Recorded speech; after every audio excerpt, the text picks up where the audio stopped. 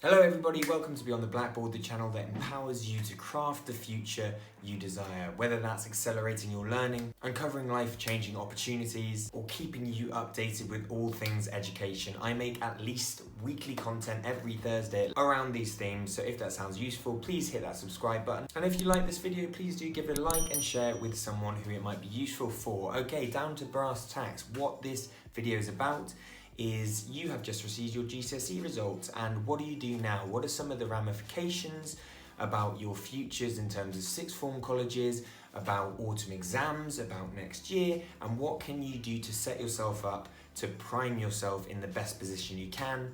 Let's go.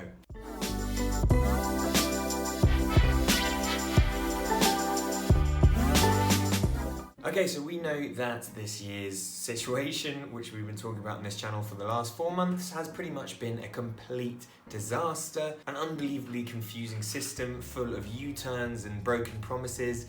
And to be honest, I've got to say, I think it has turned out the best situation it possibly can do, that we are now with centre assessed grades, because as we all know about the algorithm, it was just at the heart of it unfair for a whole lot of you.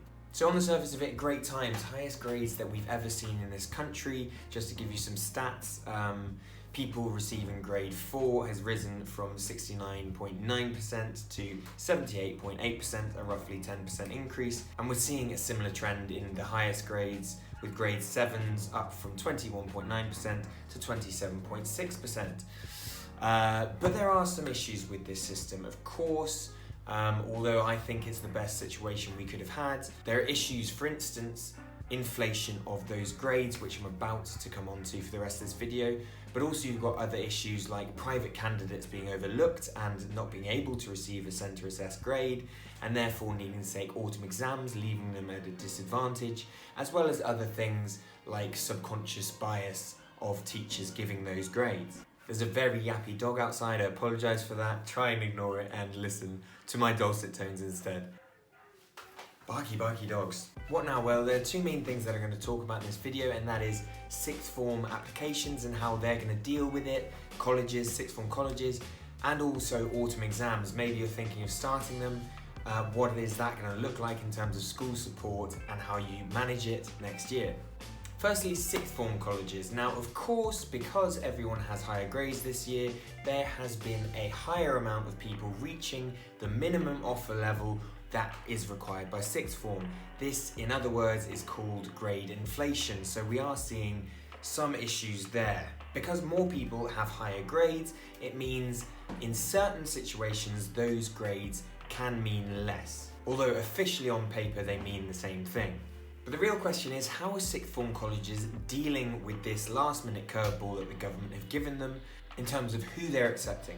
Well, I had a little bit of a research, I asked around my teacher network, and it seems like it is a complete mixed bag about how they are dealing with it, and it's basically up to them. Some sixth form colleges seem to be accepting everybody and honouring all offers made. However, in some cases, they're not necessarily offering the students their first choice of subject that they would like to sit. So if you wanted to do biology, they might give you psychology instead, for instance. I've seen situations where sixth form colleges are prioritising poorer families in order to give them the opportunity. Some sixth form colleges are doing a first come, first served basis, and I've even heard of schools and sixth form colleges offering a 3-year course instead of a 2-year course for those who didn't quite make the grades that they needed to get, so giving them a bit of extra time in school. So if you're applying to sixth form colleges and it's unclear at the moment to you, what I would recommend doing is just give them a ring and find out what it is that they're doing. And also try and move as quickly as possible and start those conversations. I'd also have a think about what you're most flexible about. So for instance, you might prioritise the sixth form college you go to over the actual course you're doing if you're not particularly set. Or maybe if you really love French, let's say French A level, and it doesn't really matter where you go, you prioritise the subject over the specific sixth form college that you go to. I know these compromises may seem really, really painful, but this is the time for maybe some real soul searching about what it is that is most important to you and what it is that you really want. Alright, next up, autumn exams. Now, autumn exams are a really interesting one because there are much less people, probably, that will be undertaking autumn exams than if we were going to go with the algorithm. The reason being that most of you are probably relatively happy with the grades that you received, or at least had enough to proceed to the next stage of whatever it is you want to do. If you're one of those people that are happy or happy enough, then great. You know that next year you're going to be going to school and starting your A-levels as normal, or normal-ish, considering social distancing and all the mask controversy, etc. Now, if you do want to take autumn exams, this is another question mark, and again, the government have left it to individual schools and sixth form colleges and institutions about how they deal with it. So in some schools, you might literally have time blocked out in your timetable to help you revise for your autumn exams. In other schools, they might just leave you to it, or offer extra support after school hours. But what remains absolutely clear is that if you want to take your autumn exams, you absolutely have the right to do it. So if there's any pushback from anybody or schools and you want to do it, know your rights, you definitely can do it. It might just be difficult to organise, but that doesn't mean you shouldn't do it.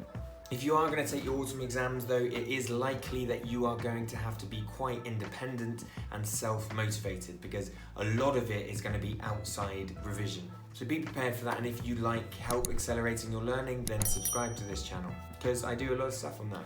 Alright guys, so those are the most important things I reckon you need to know at the moment, but please do let me know if I can help with any of your questions in the comments below. I answer absolutely every single one. Also, now this crazy education environment may be dying down a little bit, I'd like to start doing different types of content. And what the type of content I really love to do is using my teaching experience and knowledge of learning theory to help you boost your grades and learning in general, to help you guys become independent learners. So if you'd like to see some of that content, please do let me know below. But any type of content you want to see from me, also let me know, and I'm very likely to make it. Until next time, see you later.